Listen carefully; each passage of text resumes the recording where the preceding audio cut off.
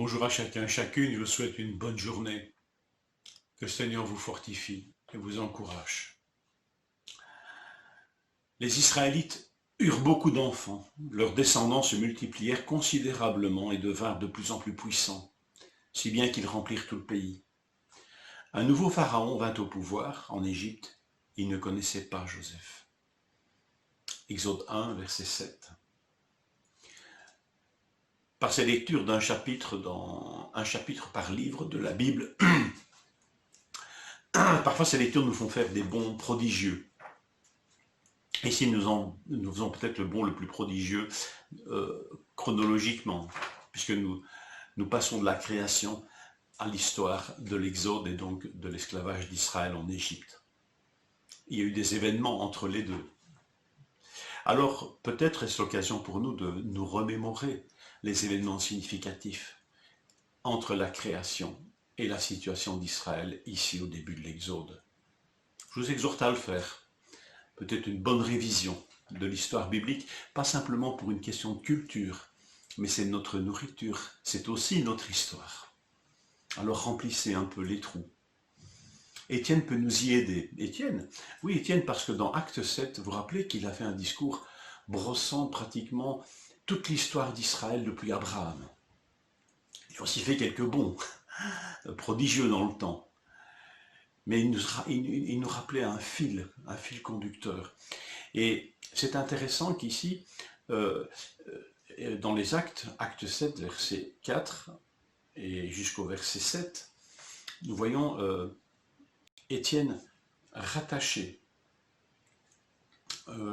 Abraham à l'histoire de l'Exode. Je lis ceci dans Acte 7, verset 4. Il sortit Abraham du pays des Chaldéens et s'établit à Charan. De là, après la mort de son père, Dieu le fit passer dans ce pays que vous habitez maintenant, Israël. Il ne lui en donna aucune propriété, il ne lui donna aucune propriété en ce pays, pas même de quoi poser le pied, mais il promit de lui en donner la possession et à sa postérité après lui, quoiqu'il n'eût point d'enfant. Dieu parla ainsi, sa postérité séjournera dans un pays étranger, on la réduira en servitude et on la maltraitera pendant 400 ans. Mais la nation à laquelle ils auront été asservis, c'est moi qui la jugerai, dit Dieu. Après cela, ils sortiront et ils me serviront dans ce lieu-ci. Le pays promis pour les descendants de Jacob, d'Israël, ce n'est pas l'Égypte, c'est Canaan.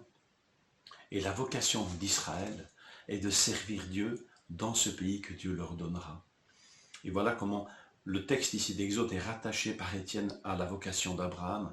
Acte 7, 17. Le temps s'approchait où devait s'accomplir la promesse que Dieu avait faite à Abraham, et le peuple s'accrut et se multiplia jusqu'à ce que paraisse un autre roi qui n'avait pas connu Joseph. Et nous avons une citation quasi littérale d'Exode 1, 7 à 8. La liaison est faite. Le peuple aurait pu faire souche en Égypte.